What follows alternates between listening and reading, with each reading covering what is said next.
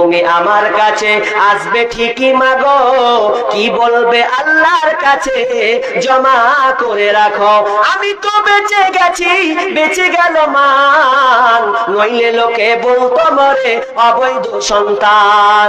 একটু অবৈধ সুখ পেতে মা, একটু অবৈধ সুখ পেতে মা আমায় পেটে নিলে, কলঙ্কের ভয়ে তুমি আমায় ছুঁড়ে ফেলে দিলে।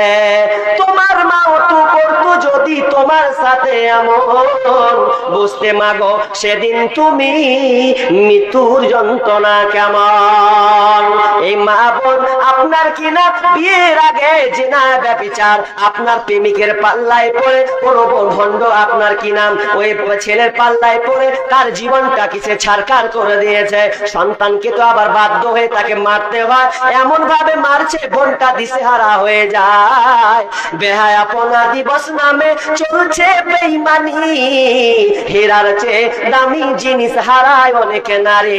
বেহায়াপনা দিবস নামে চলছে বেঈমানি, হীরার চেয়ে দামি জিনিস হারায় অনেক নারী। দুষ্টু ছেলের মিষ্টি কথায়, দুষ্টু ছেলের মিষ্টি কথায় পরে নারী ফাঁদে, সব হারিয়ে বোনটি আমার বসে বসে কাঁদে।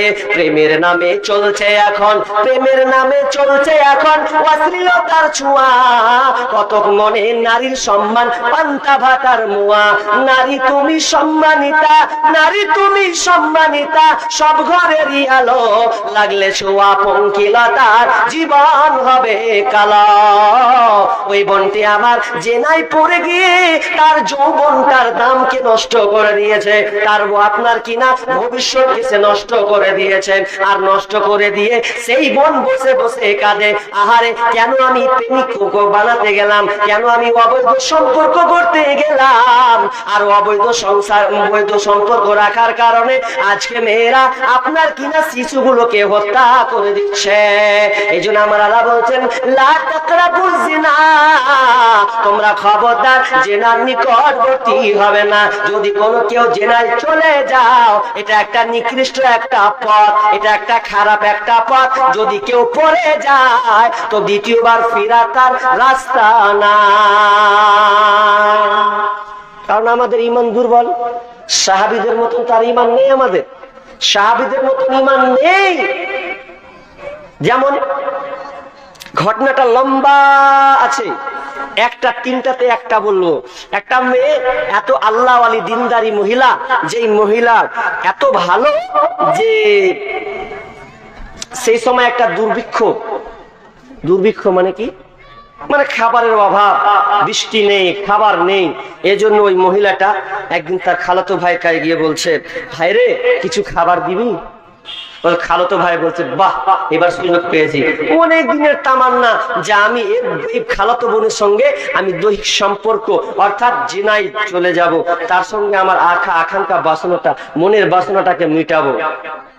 তো ভাই বলছে, বোন তোকে আমি খাবার দেব, পানি দেব, কিন্তু আমার একটা শর্তকে মানতে হবে। এই শর্তটা কি? এই শর্তটা কি? তো আমার বিছানায় তোকে আসতে হবে, আমার মনের বাসনাটা অনেক দিনের সাধনা, এটা তোকে পূরণ করে দিতে হবে।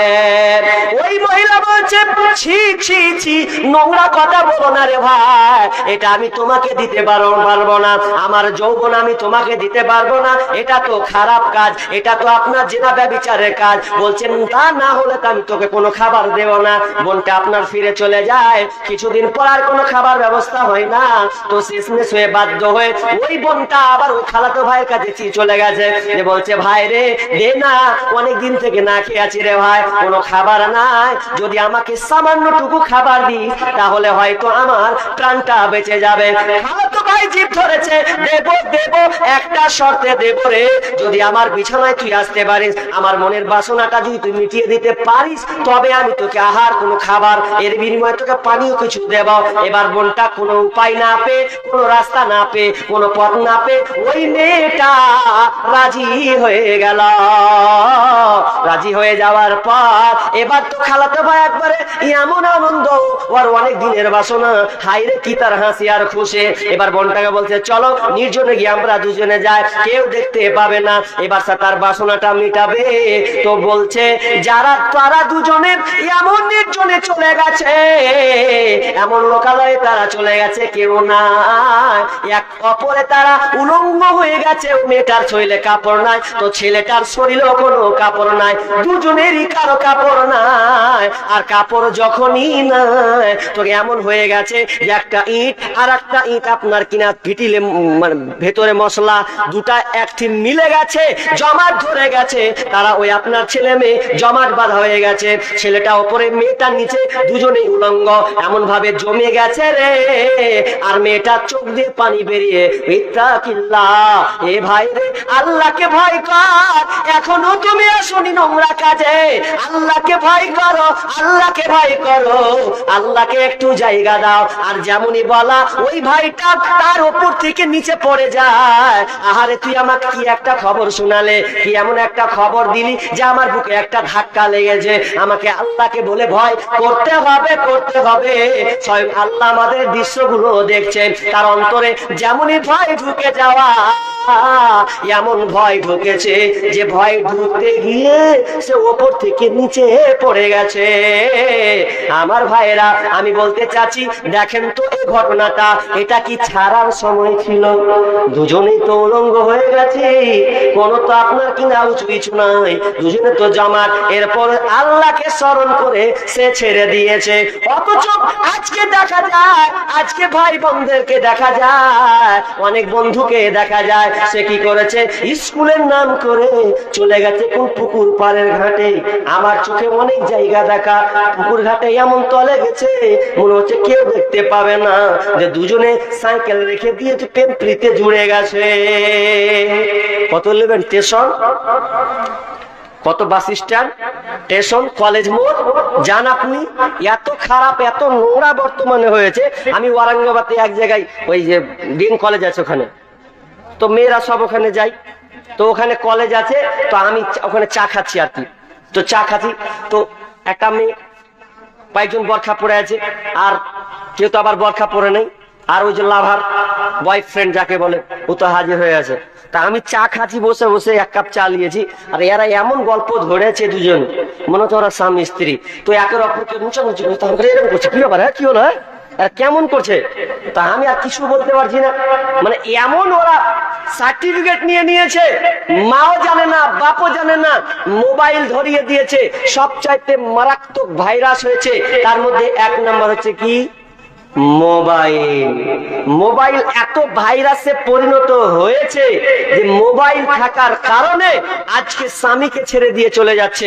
আমি বলে যাচ্ছি, আপনার স্ত্রীকে মোবাইল থেকে বিরত থাকুন। মোবাইল দিয়েন না, মোবাইল দিয়েন না। মোবাইল দিবেন তো ও আপনার চাইতে বেশি পাকা।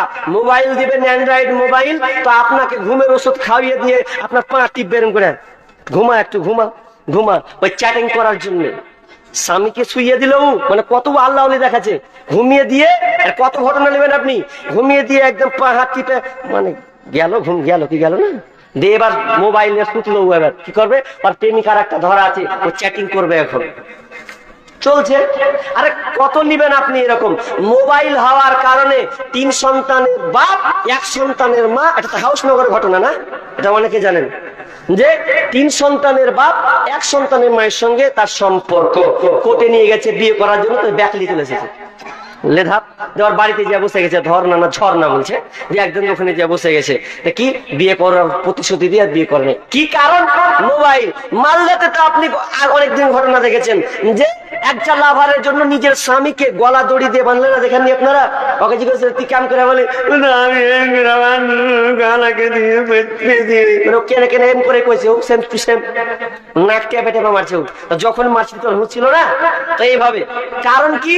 কারণটা হচ্ছে এই মোবাইলের জেনা করার কারণে আজকে আমরা বিদেশে চলে গেছি, বিদেশে গিয়ে স্ত্রীকে মোবাইল দিয়ে দিয়েছি, আর মোবাইল দেওয়ার পরে ও হকারের সঙ্গে সম্পর্ক করছে, ওই আপনার গামছাওয়ালা, ওই কাপড়ওয়ালা, ওই তরকারিওয়ালা, আর যত আছে সমস্ত সঙ্গে লিঙ্ক করে দিয়েছে।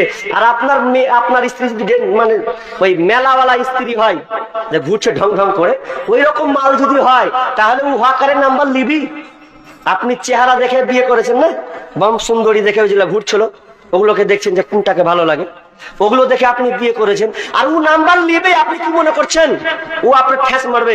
হাজি তুমি আসিও না জি, খালি 12 বছর রোজই আসবা, কাপড় না নিলে তো কি হলো, দেখাতে হবে, নেন তো কি হলো, একটু মাঝ রোজই আসবা। তো বলছে আসতে পারি না, তো না আসতে পারি, নাম্বারটা তো দাও, ফোন করে ডাকবো। নাম্বার দিয়ে দিল, এমন ভাবে নাম্বার দিয়ে দিয়ে দিয়ে সেটিং করে এখন সব মানে এমন করছে যে বাড়িতে পর্যন্ত জেনা ব্যভিচারের কারখানা শুরু হয়ে গেছে। হয় নাই? কত নিবেন আপনি? ভাসুর দেওর স্ত্রীকে ছেড়ে দিয়ে দেওরের সঙ্গে লেগেছে, লাগে নাই? ঘটনা, অনেক ঘটনা আছে যে সকাল হয়েছে তো সকালে এখন রেগা ফায়ার হয়েছে, সকাল হয়েছে চায়ে পাউরুটি ডুবেছে আর বলছে আমি আর ভাত খাবো না, আমি আর ভাত খাবো, বলছে আর ভাত খাবো না, আমি আর ভাত খাবো, মানে বলছে ওর স্বামীর ভাত খাবে না, ওর দেওরের ভাত খাবে না, মানে পাউরুটি ডুবেছে আর বলছে। তো শ্বশুর বলছে দিব ফাটাম করে, আবার গায়ে আবার ফাটাম করে। কোন বাজে কথা বলছিস? কিসের বাজো ফের? কেন ওটা তোমার বেটা, এটা বেটা লয়, এটা বড় আর এটা ছোট, ওকে ভাল লাগে না, আমার একে চয়েস হয়েছে, আমি একে বিয়ে করবো, কি করছেন কহেন? আর সমাজে পরিস্থিতি তো এইরকম চলছেই। আর মোবাইল দেওয়া সংসারকে আটখান করে দেওয়া, টুকরো টুকরো করে দেওয়া, সংসারকে তছনছ করে দিচ্ছে। তার একমাত্র আমার গবেষণা হচ্ছে মোবাইল।